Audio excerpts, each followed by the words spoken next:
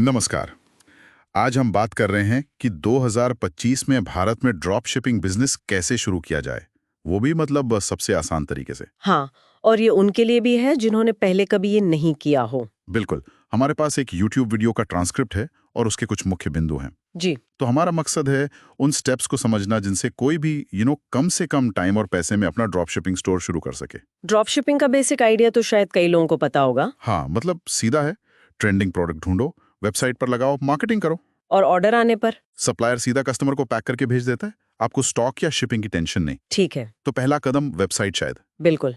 सबसे तेज तरीका है शॉपिफाई। उनकी वेबसाइट है shopify.com या .in।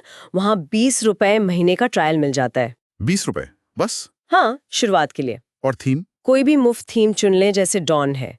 इस पर ज्यादा टाइम नहीं लगाना है। और लोगो वगैरह? उसके लिए कैनवा है। canva.com मुफ्त में बन जाता है, काफी आसान है। अच्छा, और वेबसाइट का नाम? डोमेन? वो किसी अच्छे प्रोवाइडर से लेना बेहतर है, जैसे होस्टिंग। तो फिर उसे शॉपिफाई स्टोर से कनेक्ट करना होता है। तो मतलब वेबसाइट वाला पार्ट फटाफट निपटाना है। हाँ, बिल्कुल। असली काम तो प्रोडक्ट ढूंढना है। वही सबसे बड़ा सवाल है। बेचे क्या? क्या कुछ भी बेच सकते? नहीं। सोर्स का सुझाव बिल्कुल साफ है, सिर्फ वही बेचें जो पहले से ट्रेंड कर रहा है या वायरल है। मतलब जिसकी डिमांड ऑलरेडी है। एग्जैक्टली। लोग उसे अभी खरीदना चाह रहे हैं।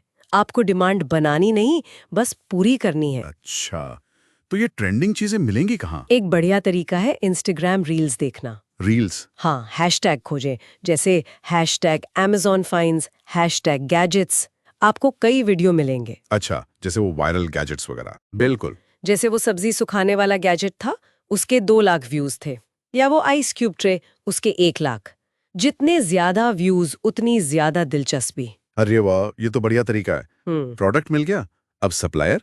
वो कहाँ से लाएं? देखिए, शुरुआत के लिए ऐसा सप्लायर चुने जिसका ऐप शॉपिफाई से जुड़ जाए। ऐप मतलब? हाँ, एक छोटा सॉफ्टवेयर जो आपके स्टोर को सप्लायर के सिस्टम से कनेक्ट करता है।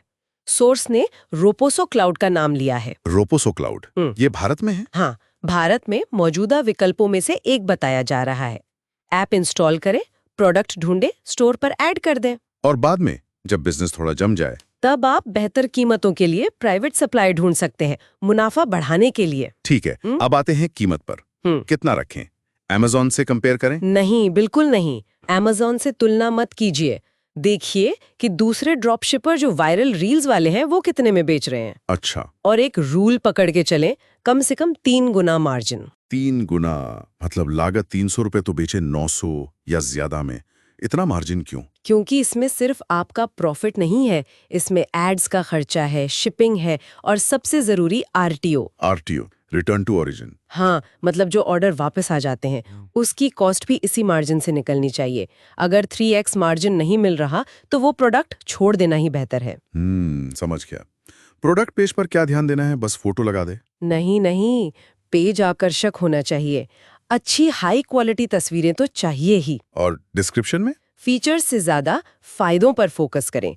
मतलब ये प्रोडक्ट ग्राहक की लाइफ को कैसे बेहतर बनाएगा। अच्छा, बेनिफिट्स? हाँ, हो सके तो जिफ डालें, चलती हुई तस्वीरें और प्रोडक्ट रिव्यूज। रिव्यूज शुरू में कहाँ से आएंगे? अगर आपके पास नहीं है तो Amazon वगैरह से मिलती जुलती रिव्यूज लेकर शुरू में विश्वास बना सकते हैं। Okay. Store ready, product ready, ग्राहक कैसे लाएं? मार्केटिंग? लेकिन ये धीमा है और रिजल्ट पक्का नहीं। और दूसरा? ज्यादा भरोसेमंद? वो है पेड एड्स, मेटा एड्स, यानी फेसबुक और इंस्टाग्राम पर विज्ञापन। इसके लिए वीडियो बनाने पड़ेंगे। आप दूसरों के वायरल वीडियो डाउनलोड करके उन्हें मोबाइल ऐप्स जैसे कैपकट या इनशॉट से एडिट करके अपना विज्ञापन बना सकते हैं। बजट कितना रखें शुरू में? और पता कैसे चलेगा कि एड काम कर रहा है? सोर्स का सुझाव है लगभग 1000 रुपए रोज का बजट। इसे 10 अलग एड सेट में बांट दें, 100 रुपए प्रति एड सेट। और परफॉर्मेंस? आपको CPA यानी कॉस्ट पर एक्विजिशन देखनी होगी, ग्राहक पाने की लागत। वो कितनी होनी चाहिए? बिक्री मूल्य का 8-10%। अगर प्रोडक्ट 2000 रुपए का है तो CPA 160-200 रुपए के आसपास। और अगर किसी एड सेट का CPA इससे ज्यादा है तो उसे बंद कर दें, पैसा बर्बाद ना करें। एक और चीज जो मैंने सुनी है, RTO। भारत में COD ज्यादा चलता है तो ये प्रॉब्लम तो होगी। बिल्कुल। RTO भारत में एक बड़ी सच्चाई है। कभी-कभी 50-70% तक ऑर्डर वापस आ जाते हैं। 50 से 70%? बाप रे, क्यों? फेक ऑर्डर होते हैं। लोग सीओडी पर ऑर्डर करके भूल जाते हैं या मूड बदल जाता है और हर आरटीओ की कॉस्ट होती है। तो फिर असली मुनाफा कैसे कैलकुलेट करें और इसे कम कैसे करें? असली प्रॉफिट का अंदाजा लगभग 100 ऑर्डर के बाद ही लगेगा, जब आप आरटीओ कॉस्ट को हिसाब में लेंगे। कम करने के लिए हर सीओडी ऑर्डर को कॉल या व्हाट्सएप करके कंफर्म करें। कंफर्मेशन जरूरी है। हाँ, 24 घंटे में जवाब ना आए तो कैंसिल कर दें।